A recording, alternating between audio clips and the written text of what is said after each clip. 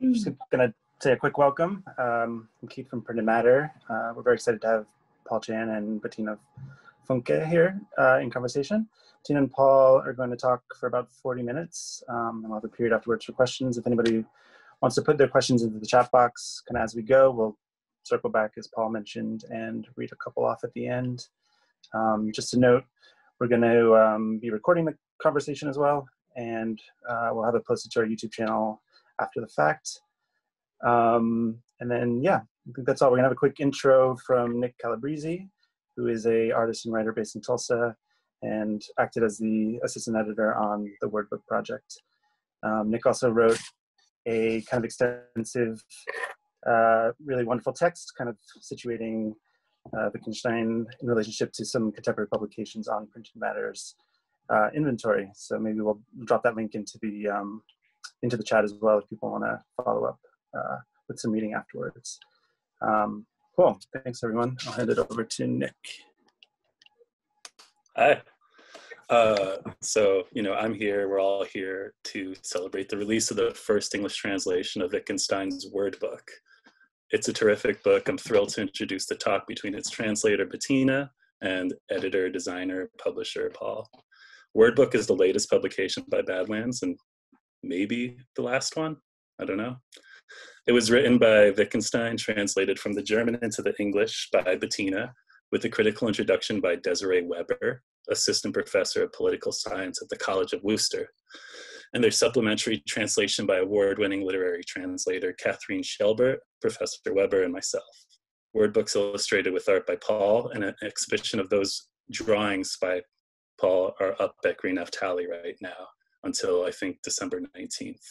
So you should go see them because they're really, really spectacular.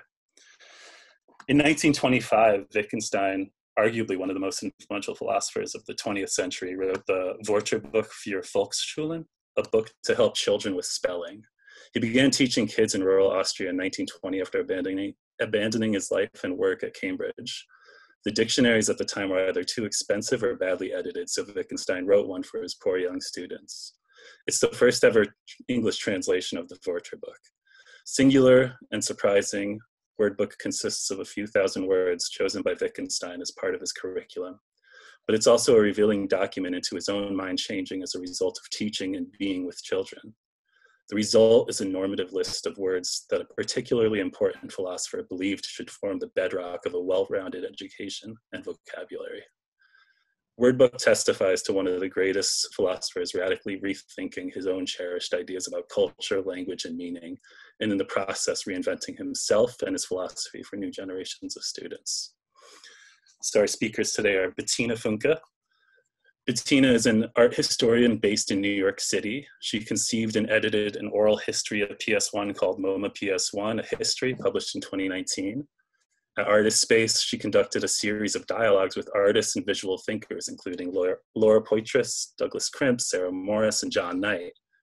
From 2012 to 2017, she was on the faculty, the master's program in critical theory at the SVA in New York. And from 2009 to 2012, she was head of publications for Documenta 13, for which she edited the series 100 Notes, 100 Thoughts. She also founded the Leopard Press with Wade Guyton, which evolved from the publishing collective Continuous Project alongside Wade, Joseph Logan, and Seth Price, starting in 2003 and releasing 13 issues. Bettina's book, Pauper Populus, is an excellent book that you should all buy. It was translated into English by Sternberg in 2009. Highly recommend it. In her teaching, dialogues, editorial projects, and writings, Funcke situates artists and thinkers in the context of a rapidly changing public sphere in which art's increasing popularity is proportional to its growing political impotence. Her essays address topics ranging from identity politics and appropriation to the role of the ready-made in the cultural logic of museums. Paul Chan also lives in New York and works there too. He was the 2014 recipient of the Hugo Boss Prize, which coincided with his solo exhibition, Non-Projections for New Lovers at the Guggenheim in 2015. In 2019, he was one of 6 artists to co-curate the group exhibition Artistic License, 6 takes on the Guggenheim collection. Recent solo exhibitions include Odysseus and the Bathers at the Museum of Cycladic Art in Athens, Bathers at Night at the Remy Modern in Saskatoon, Reanima at Green Naftali in New York, Pillow Sophia at the Pennsylvania Academy of Fine Arts in Philly, Hippias Minor at the Deste Foundation Project Space Slaughterhouse on Hydra, a mid-career survey selected works at the Shaw Lager in Basel, and My Laws Are My Horrors at the Renaissance Society in Chicago, as well as the Seven Lights at both the New Museum in New York and the Serpentine in London. But more importantly, for present purposes, Paul founded the independent press Badlands Unlimited in 2010. In the decades since then, Badlands has published a variety of books that are too good, from philosophy to erotica, from Craig Owens to Aruna D'Souza, from Saddam Hussein to Chan himself. Badlands has always been willing to take risks in where it goes as a publishing entity. The latest and perhaps final installment is Word Book, the first English translation of a little-known piece of the puzzle in the philosopher's life and work. I'm pleased to welcome Paul and Bettina. Thank you, Nick. Thank you. I am so happy to be here with Bettina. I want to thank Keith and everyone at Printed Matter for hosting this event. And I want to thank especially Bettina for being a part of this. So thank you for doing this, Bettina. Well, thank you for inviting me and for finding the book. So, you know, it's funny, we haven't really talked at length about the book now that it's been out. So I feel like this is almost like a debriefing of sorts. And so the questions I have for you really comes down to my curiosity about your experience translating the book. And so maybe we can start talking by me asking you, what was it like translating Wittgenstein?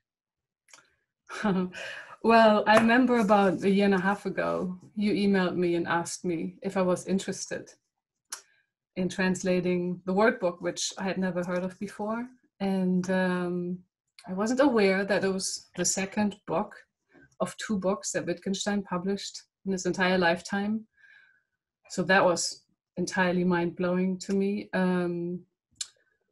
I must admit, I thought about it for a little while because the idea of sitting down and translating one word after another while not being a translator seemed, challenging, like maybe daunting. Like I felt like, will I ever go into any kind of flow?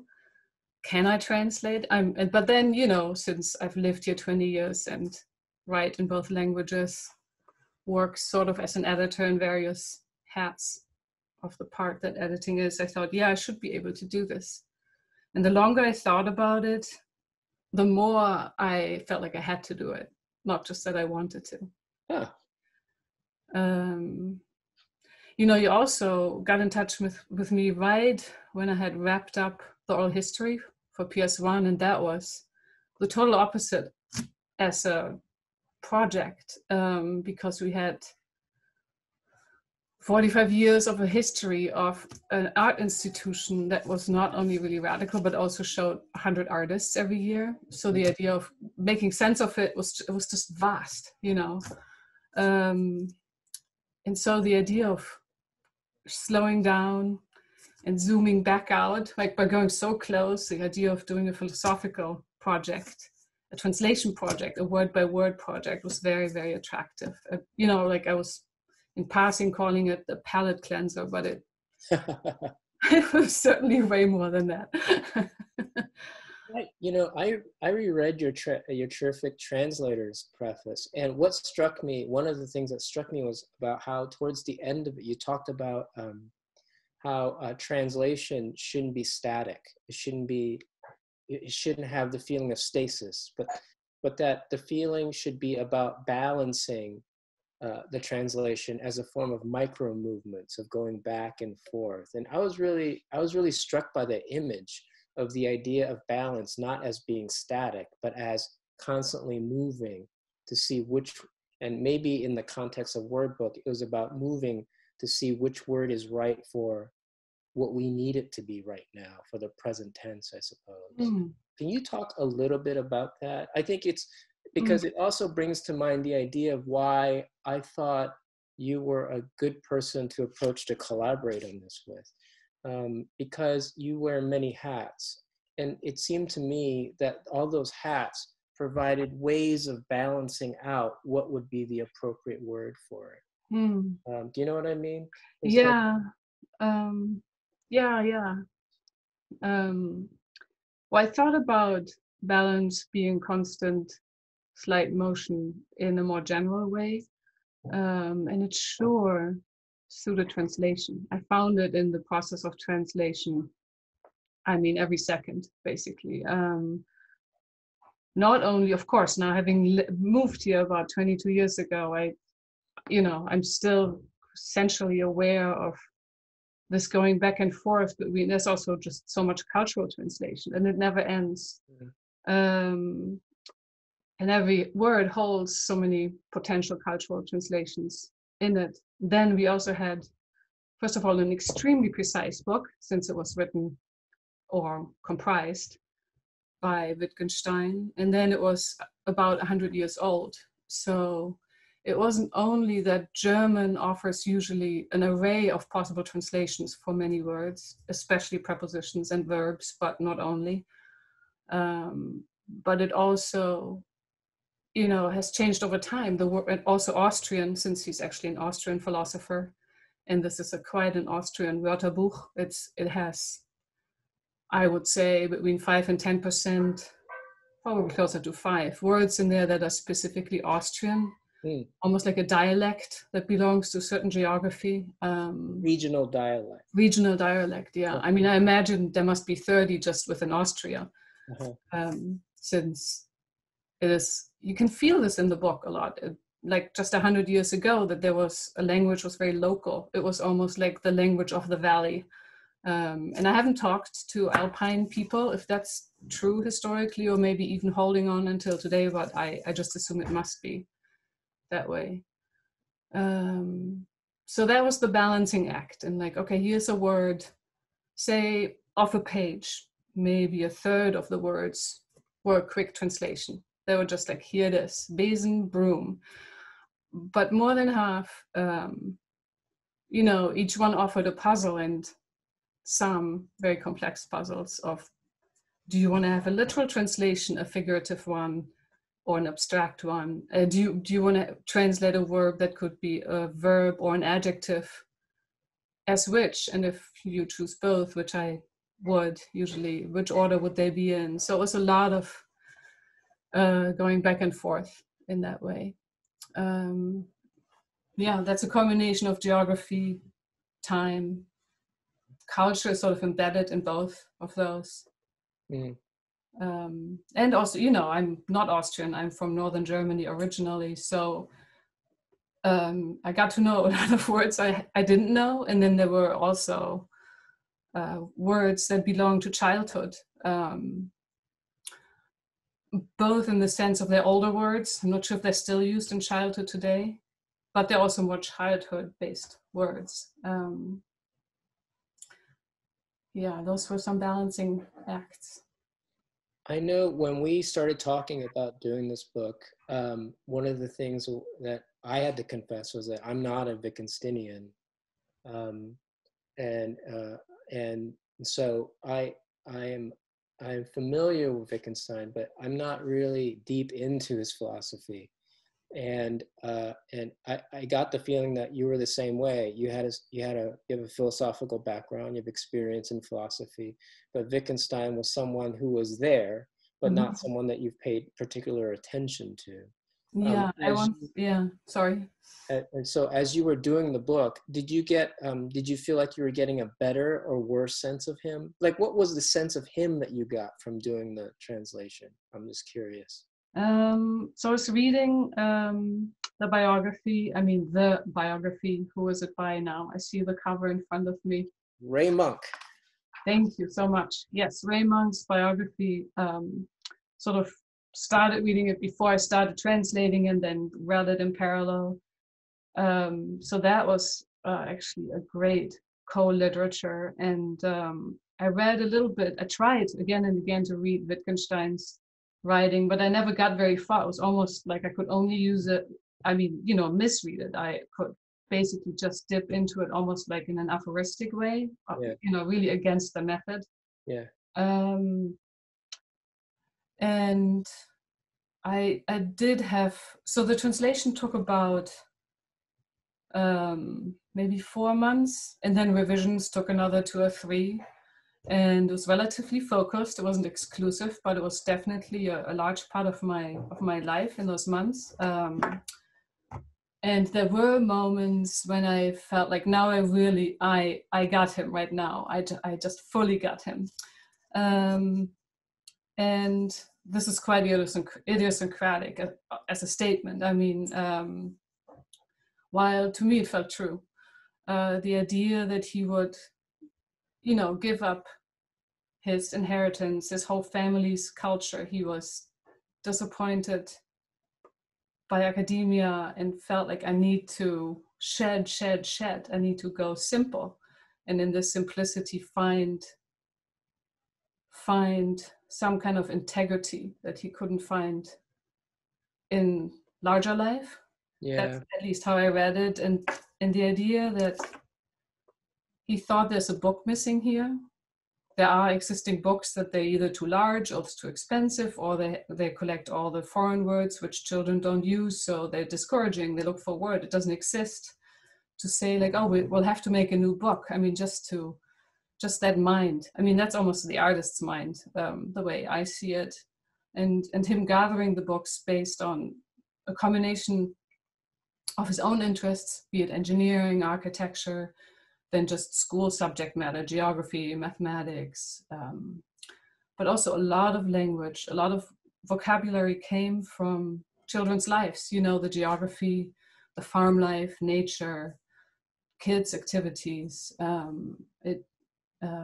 felt like the idea of language makes worlds accessible or changes our relationship to worlds through the language that we start to use, and in his case, start to share carefully, or thoughtfully, as in the act of choosing a word to be included into the book. Yeah.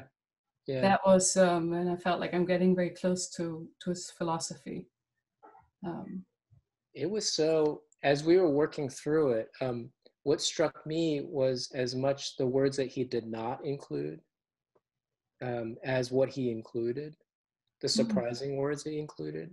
It always tickles me to know that the word philosophy isn't in there, nor logic.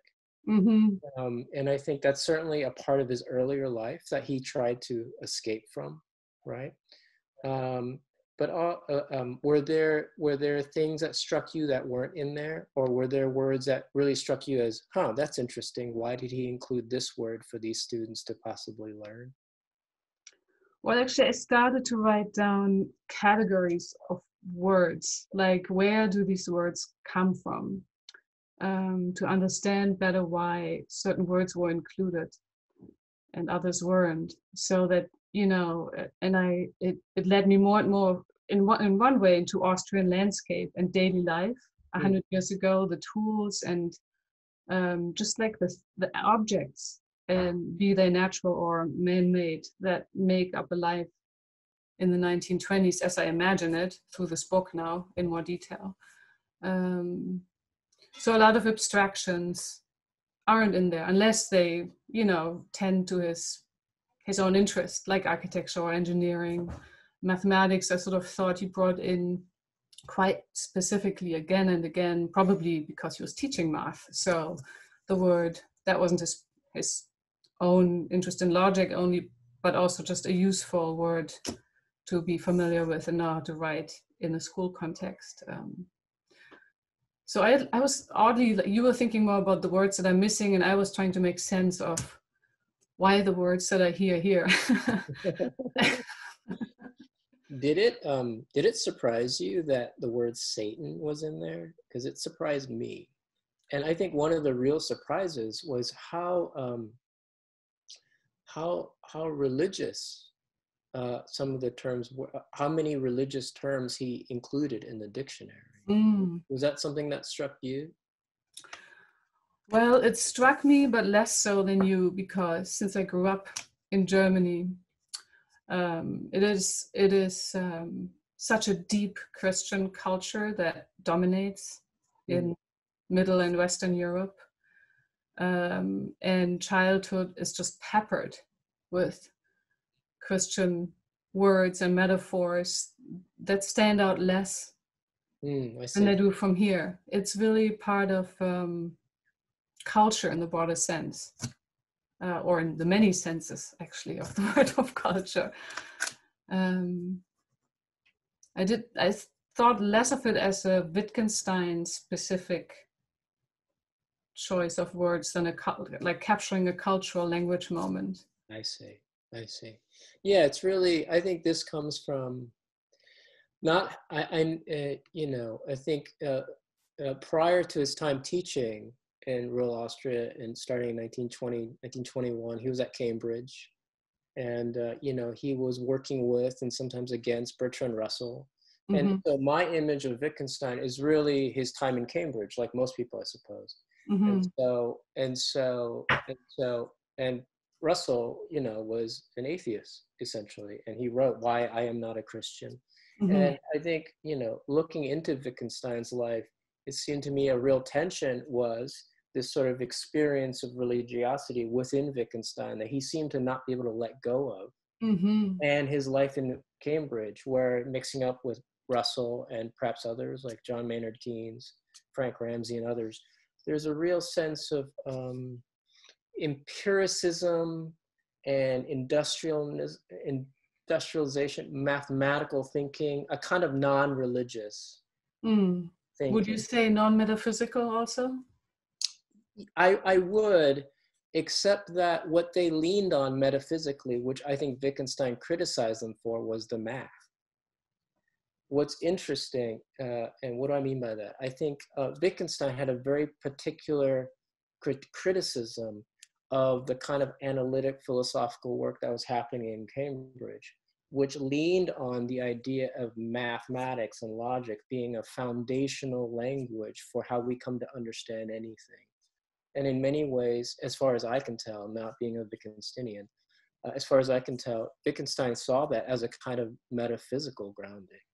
I mean, he was, and maybe even Nick can speak to, our assistant editor can speak to a little bit to this, that Wittgenstein had a real disdain for imagining that the mathematical, systematic thinking that Russell and others were leaning on to think about meaning in the world was just as metaphysical as, say, Aristotle or Plato. How does that sound, Nick? Okay, I want to hear Nick about this too, but I definitely felt that there was this impetus to morale and ethics, it's like a hot mathematics in Wittgenstein's way, not a cool or definitely not a cold idea of mathematics. Nick, what do you have to say? Uh-oh, he's got to unmute. Can someone unmute him, or can... Let me see. He said he's having trouble unmuting. 1 second.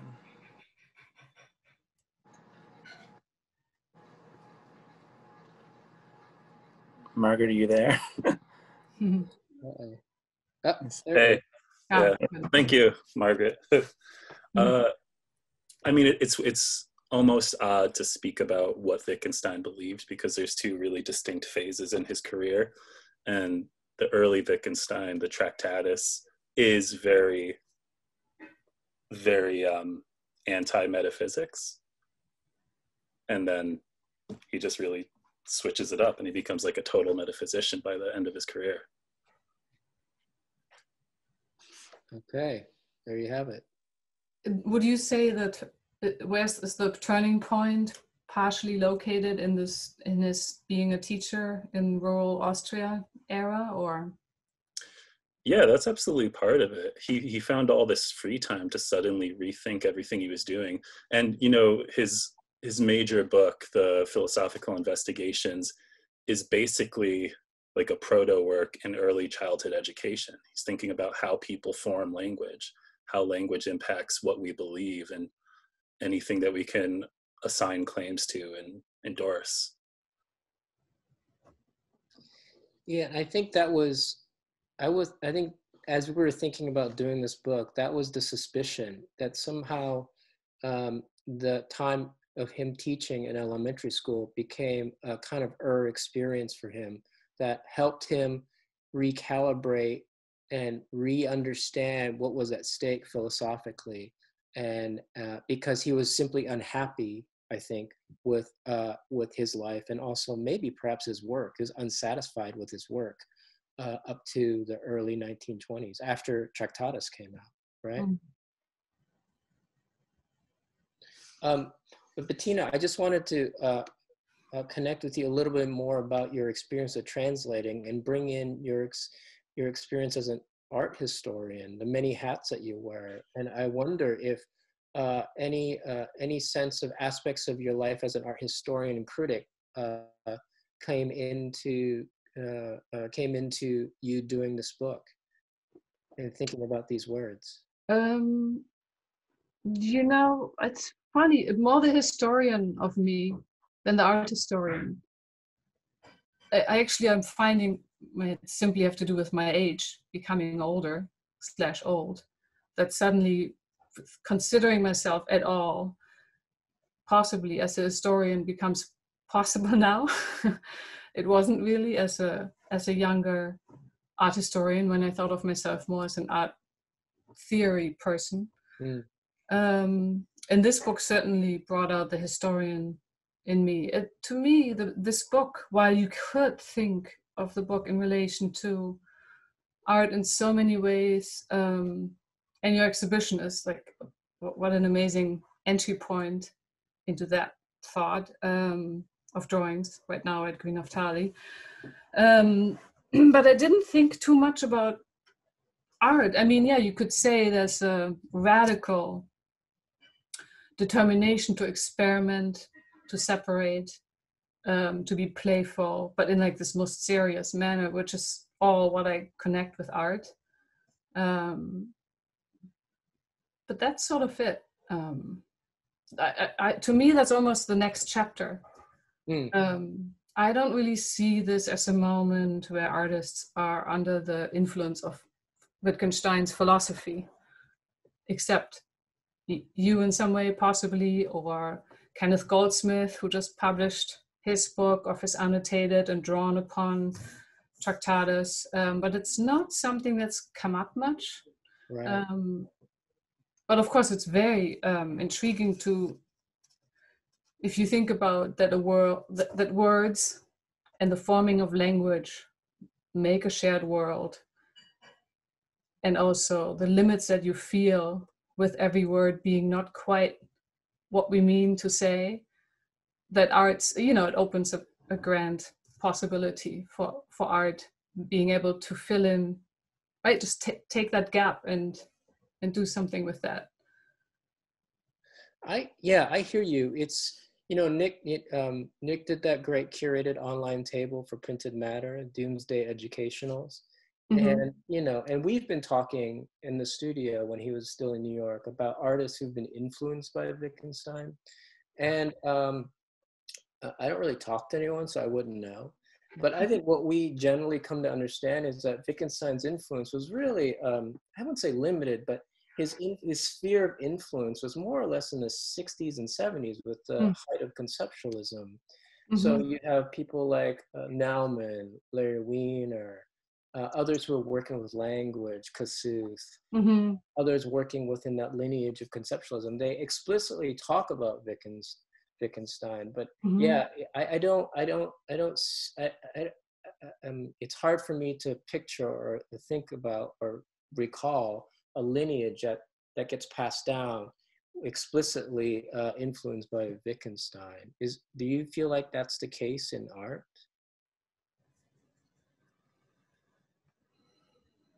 I don't know if I understood your question. I mean, I see your point with the beginning of conceptual art having a more direct link with Wittgenstein, but then I sort of lost you. Yeah, I just feel like maybe it's just a general question of the influence being in that time period, but that influence hasn't kept up pace with Wittgenstein, right? I mean, there's certainly artists who work with words, who work with ideas of connection, but it seemed like the the time in which Wittgenstein was taking up was really in the 60s and 70s. And actually, I wonder out loud if it was because Philosophical Investigations was published in 53, and then people took up that work, and then there was not enough momentum for it to keep going, to be developed, right? Because and then structuralists and post-structuralists took over, and right. And they didn't necessarily take Wittgenstein under their banner. Wittgenstein was just his own thing, his own lineage of thinking. And then other movements of philosophy connecting to other forms of culture just went on.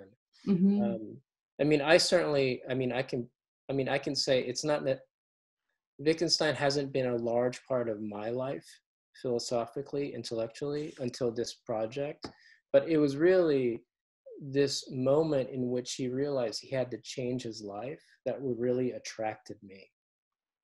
I think I've read Tractatus. I can't rightly say I understand it. I have tried Philosophical Investigations and failed miserably. But this rumor of this time where he's teaching kids and then writing a dictionary was so vivid in my mind that I think that's what I really focused on. And then having the pleasure of working with Desiree, who wrote the critical introduction, and her scholarship about how that time of him teaching really became one of those markers in his life where he began to then think about his later philosophy was really illuminating to me.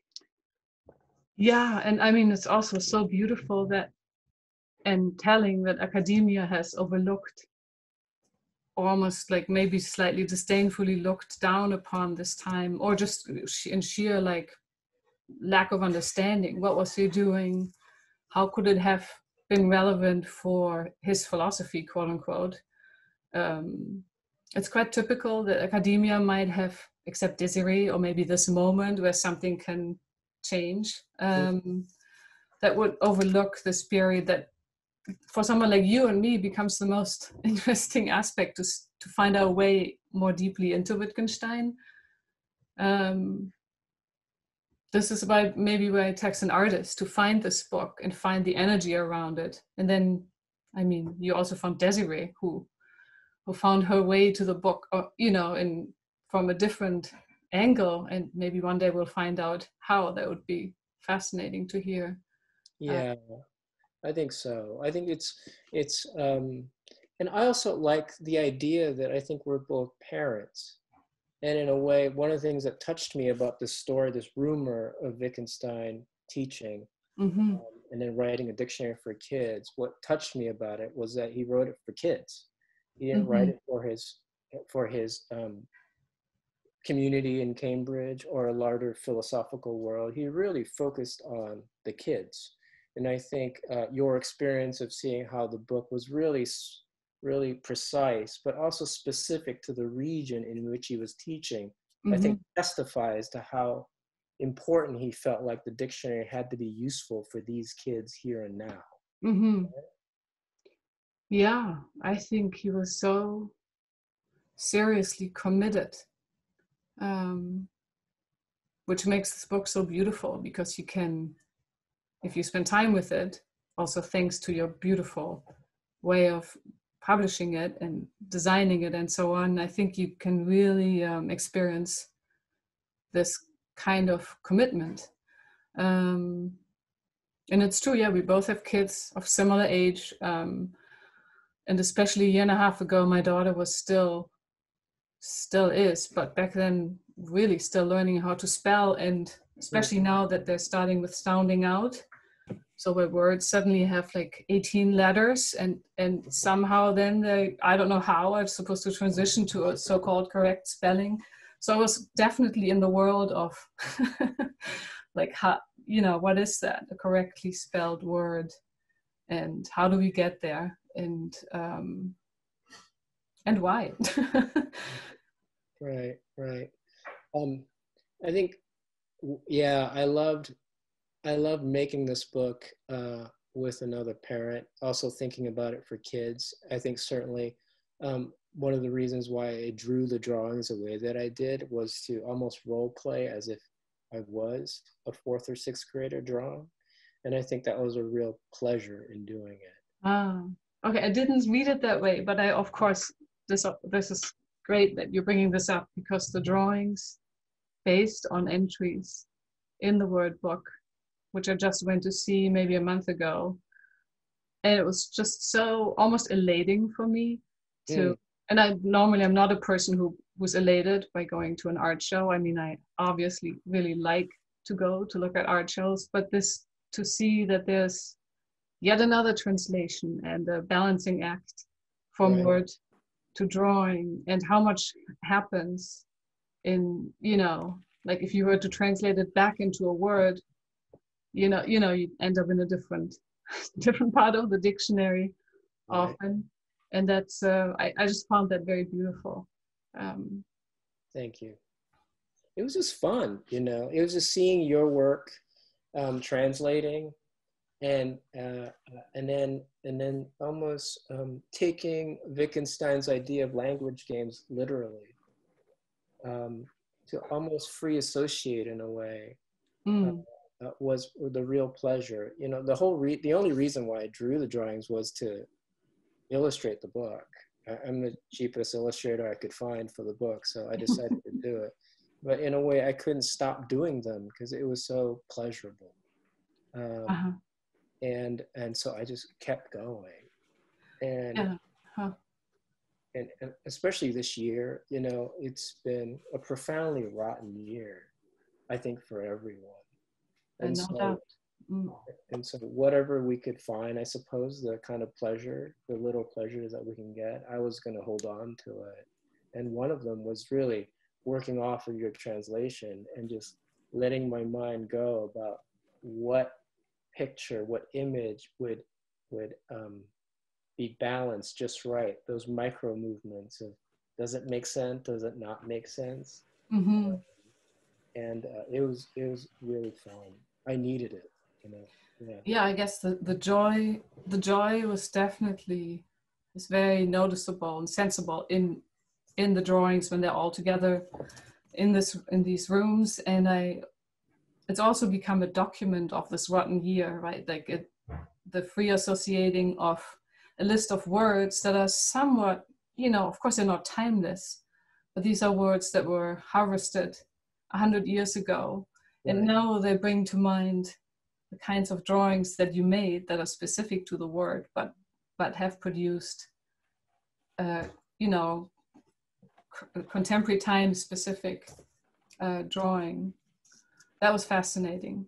I never thought of that way, that Wittgenstein harvested those words, but that's true. That's really what he did. That's really true. And I have to tell you, I was a bit surprised as we were starting to work on this, that no one really paid attention to this work. It has been reprinted in 1971. This dictionary was reprinted in a paperback version. But after that, it had, as far as I can tell, there's been no work done about it, no translation in any language other than its original. And I think I'm with you.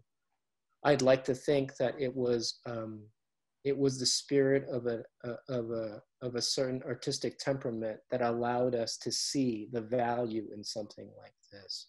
And I think this is yet another reason why the arts really matter, because they offer ways of seeing things that are not evident or given, right?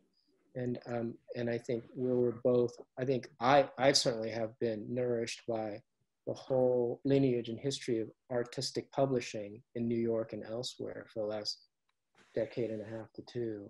And so I think Badlands, for me as a press, wouldn't be here without other presses and other artists who've been doing publication work and seeing how they could see how things could be published, could be made into a book, and could be of value when no one had seen it.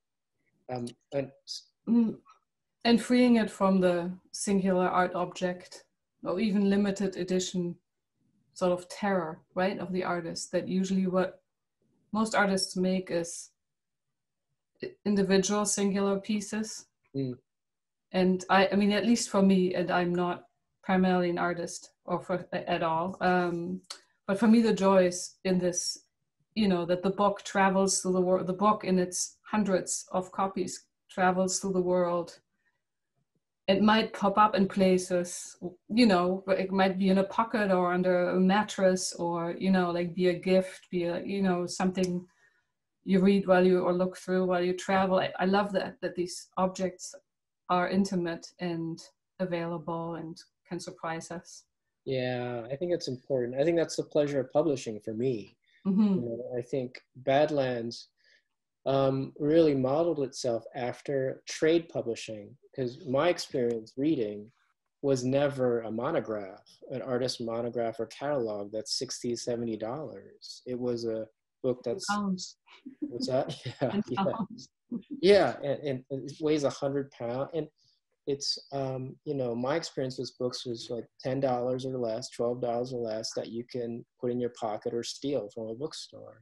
Mm-hmm. So I think part of the mission of Badlands, when we were still actively publishing, was to publish those kind of books that I remember that at reading as an experience. And also, but you know, in the history of artist publishing, I think it's like so many artists have done different types of stuff, from zines to magazines to expand the very notion of publishing. And I think Badlands just became one lane of that expansion, where we role played the idea of a trade publisher, Mm-hmm. so that you can see it on Amazon, that it would be relatively inexpensive, that it's Mm-hmm. not scarce. You know, Mm-hmm. I think the idea always was that if a book runs out, we will reprint it, just like Mm-hmm. a regular trade publisher. But you know, a lot of times economically, it just doesn't work, and it's just. Yeah, I mean, what you were saying, the role playing in the process of being a publisher, I think that, you know, that's like the great thing that artists can do, or artists run presses, where, I mean, I remember Josh Smith making his press and him role playing the bookbinder, or the, you know, or how to make a cover. It has this natural movement that takes away all the business that squashes the book's character in a certain way. So for me, that's really, or like you're describing, I mean, role playing the trade, that's hilarious too. And So freeing. can I say how great it is that you mentioned Josh Smith's 38th Street Press?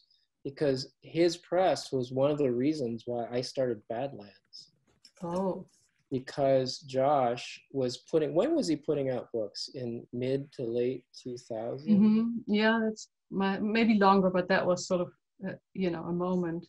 And I remember talking to, am I going to call him out? Yeah, I'll call him out. Corey Archangel.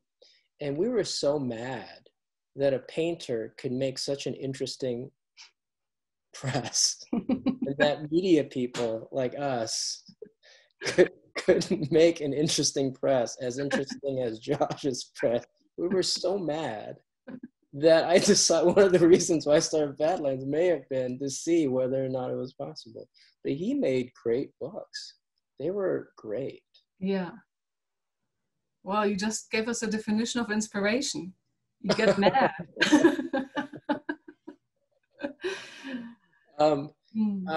Just one or two more questions about translating, because I'm just really curious. So, any other insights about Wittgenstein that you found or thought was interesting after finishing the book? Any feelings? Any feels about him? Because he's not an easy guy to like. He's in fact he lived a very tragic life. Yeah, very lonely, very, I mean, I'm tempted to say suppressed, you know, like, I think he found so many ways of his being or acting that he was so upset with. Really deep and constant pain.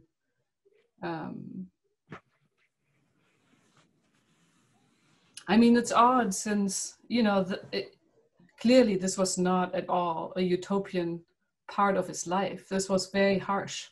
The life as a teacher in rural villages, where he so didn't, I mean, he didn't fit in anywhere, but he fit in even less so. Mm-hmm. in that setting, and you know, maybe the emptiness of the life and the just being there, the simplicity may have been soothing to him and his thinking. But, you know, his impatience with the kids that he couldn't control, Mm-hmm. you know, what could be more painful, since we know how much he cared? The moving around from village to village. You know, again, Desiree would know more about this, but it speaks to troubles.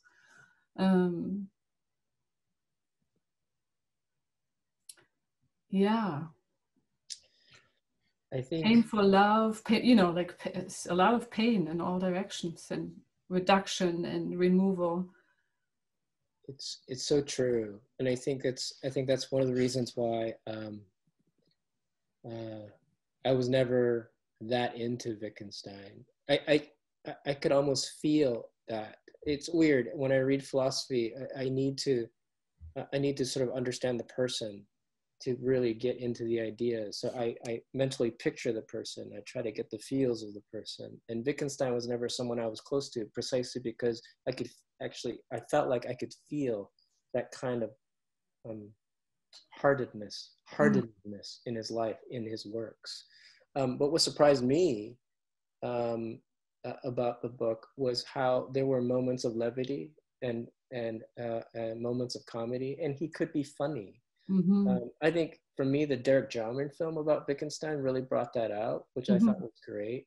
And it helped me to remind me that as hardened as he is, and as hardcore as he is, he had a real sense of humor. And I think I tried to grab onto that as much as I could within the certain of the terms in the dictionary, in the word book. Oh yeah, well, this is my moment to bring out one of my favorite words. I could have never translated without the dictionary, and it's translated as a sentence, not as a word, is Schnaderhüpfel, which is sort of a, you know, an alpine rap battle that people are involved in, and it, you know, I had to, so luckily I found, and anyone can, a video if you look for the meaning of this word. Yeah, that certainly speaks to the humor right there. Yeah, I think so. Keith, you still there?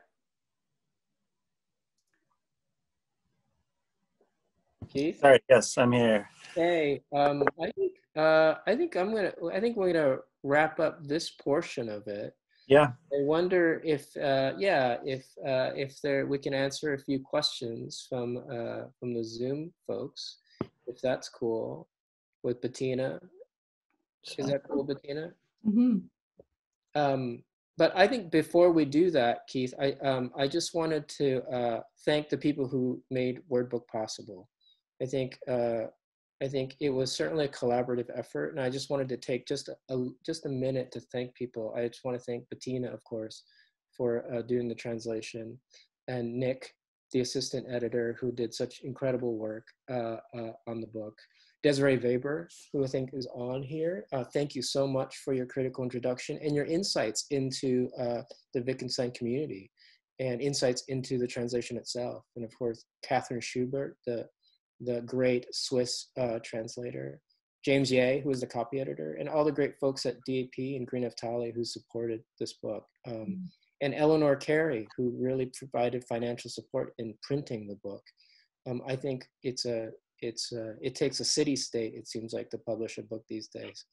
And but this was worth it, I think. So I want to really thank everyone in making it possible. Excellent. So yeah, let's see. I'm just gonna jump into the chat here. Also mention that we just put the link for the word book into the chat as well. If anybody's interested, it's available through Printed Matter. Maybe I'll start here with the second one. You mentioned a few times that you had to translate the text word by word. I'm wondering if you could speak about some of the challenges of translating single words, i.e. words that lacked context. And it says, I'm not a translator, but I'm guessing after a while you can kind of get into the head of the person you are translating. Was this an easier or more difficult task because there was no plot? It was, I mean, what made it easier was that each word was a challenge to itself. What made it harder was maybe a question of endurance, to start again and again, almost 6,000 times, because of the lack of the flow. It's not like you get into one word never leads to the next. So that was challenging, energetically, really, not in any other way. One of my favorite syllables in German is sehr. Actually, I marked it. No, it's very, very hard to find toward the end of the book, the letter Z. I just want to read the translation because it was one of the hard ones. So sehr, God, no, I can't read in this light. Hang on 1 second.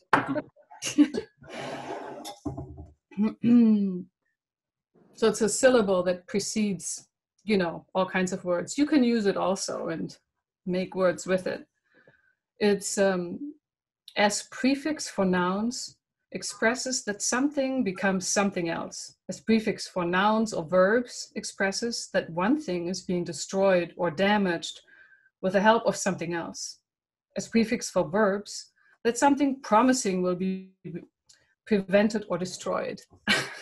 Certainly up there on my list of favorites. My love for German, just in this syllable. I once taught German for artists, very informally so, and I did teach a lesson on the syllable ver, V-E-R, also to be recommended. Excellent. Let's see, maybe I'll just kind of abbreviate slightly this first one here. But from an individual Brit who's undertaking a translation project, kind of autobiographical account, and they're going to be working on the translation collaboratively with other Norwegian speakers. So it's more generally a question about translation, but any advice for how someone might undertake a translation project collaboratively, and thoughts about how to sort of democratize that process? Well, I mean, I'm not a translator, so I recommend working with people who are not translators. Because that might make it more democratic, because then you don't feel such a sense of authority, but you could just pass it around and see when it settles into something good enough. It sounds fun to translate together if you generally agree with each other. Yeah. Maybe just a question for Paul then. What was the sort of first moment when you felt really compelled to see this book in English? And was it something that you'd sort of sat with for a while, or was it, was there a kind of moment when it sort of clicked and it seemed like something that you would have to take on? It's a great question. I sat on it for more than 10 years. I heard about the rumor of this dictionary almost over 10 years ago. And I think for me, when I have an idea, I kind of sit on it and see if it can survive almost Darwinian-like the passage of time. And if I remember it year after year, at a certain point, I realized maybe I should do something about it. So over 10 years ago, I heard about this rumor about Wittgenstein teaching kids and reading a dictionary. And like I said, I'm not someone who likes Wittgenstein that much, so I didn't think much of it. But the idea never left. And I started becoming more curious about it over the years. And so around 3 or 4 years ago, I finally committed to trying to find it. And it wasn't until 2.5, 3 years ago that I actually found it, the 1971 reprint. And then I looked it over, and that's when I realized maybe something could be done with it. So it took a long time, but also it wouldn't have happened if I didn't find the right people. I don't know if Bettina didn't agree to do it, I don't know if it would have happened. I think Bettina's sense that you should do it with the right people, I think really touches upon the idea that, these are relationships that you're building and doing as you're doing this work. So the work will will be interesting if those relationships are good enough to and pleasurable enough and interesting enough for you to upkeep. And so it's been a real pleasure doing this book with Nick and Bettina and Desiree. Mm-hmm. But it was a real long journey to do it. Great. Maybe just one more question. Well, let's see. Maybe one more to start, and then haven't seen the book, but I'm guessing there are not 6,000 drawings in the book. How did you decide which ones to illustrate? And if you wanted to talk a little bit about your process for illustrating.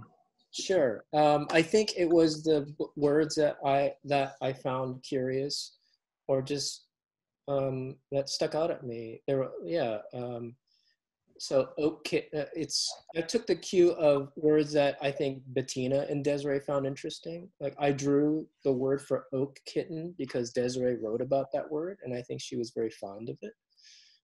I drew blackbird because I like blackbirds. And I think it was really kind of associative. I just went through Bettina's translation and for a couple of days, and I just picked out words I thought was interesting, and perhaps gave me a hallucination of sorts as I was looking at the word. I also have to say I tended towards, I drew more than a fair share of the words that were religious in nature. And it's not necessarily because I'm particularly religious, but what redeems me in a way about Wittgenstein was that I could feel that he's very spiritually hungry. That he may not be a religious person, he may not be, he was Jewish, but he grew up Protestant, and it's not as if he was a practicing anything, but he had these questions. And his focus on clarity and transparency and ethics and thinking really, to me, connects to a kind of spiritual hunger. And I think that's something that people understand. That I think, people may not be religious, but they may be spiritually hungry. And I think that touches upon something in me, perhaps for all of us today, about these larger questions. And so I think those were ones that I was drawn to. Mm-hmm. Do you have a sense of what the sort of reputation of this book is? I mean, maybe for people that are interested in Wittgenstein, is this? What are you hearing from the German-speaking world? Any reports from the? Oh, I wish I can tell you more next week after I've spoken to the Wittgensteinians in Vienna, and That's true. I don't know yet. Unfortunately, I love about this book so much that it falls between so many genres. What kind of a book is it? Is it an artist's book? Is it a school book? Is it a philosophical book? Is it a picture book? It's it's just sort of that's rare, and I hope that it will find its way into these different kinds of interests and worlds rather than be stuck more in just one. Yeah, I agree. I was incredibly proud of the fact that Amazon had listed WordBook as the #1 release for children's dictionary for November 6th and November 7th. I have a screenshot of that. I think it's a good question but I think part of the pleasure of doing this book is to put out this strange gem and to see where it lands, what community it lands in. I certainly know that Desiree has certainly let the Wittgenstein community know that this book is out, and they seemed very positive. I think my job as a publisher is to bring this book out to art audiences, people in printed matter, for instance, and people who are into contemporary art through the show. But I think it'll be interesting to see where it lands. Excellent. Should we do one more question? Sure. Wrap it up. Paul, if you'll indulge us. As has been alluded to, Badlands Unlimited closed the doors of its offices and web presence about a year ago. Was this book in the works prior to that closing? If not, what drove you to publish it under the imprint despite the closure? And will there be more from Badlands Unlimited? Oh, great question. This book was in the works before we closed. And so I consider this book the last book of the Badlands imprint. Yeah, we did close in 2019. We closed the office. And so this is the last foreseeable book from Badlands. I will continue, you know, whether or not there'll be another book, I don't know. It's a good question. But I think we'll see. But it was a real pleasure doing it. I mean, it's an arm and a leg. Bettina knows. Publishing is just endless Sisyphean labor, really. But oddly, I love it. And so we'll see. Okay, it seems like a good moment to end on. Yeah, just thank you, Paul. Thank you, Bettina, and Nick as well. Thank you. Any closing thoughts? Yeah. Thanks, Keith and Margaret. So nice to put this together. And I haven't seen Paul in many, many months, and to talk about the book with whoever else was interested to think about it with us is really, really nice. Yeah, this is really my holiday party, really. This is the Badlands holiday party. So thank you. But I also want to thank, just one last thanks for Printed Matter. And I just want to give a telethon-like message to let people know to support Printed Matter and to buy as many books as they can from Printed Matter. I'm very happy you guys hosted this event. And you guys are a national treasure, and you were the first people I thought of when I wanted to do this with Bettina. And so for those of you who are still on the chat, please consider donating or buying works from Printed Matter, because every artist I know loves them, and I certainly love them. And you have to survive through these profoundly rotten times. And so please support Printed Matter. Wonderful. Thanks, Paul. Thanks, Bettina. Thank you. Thanks, everyone. Thanks.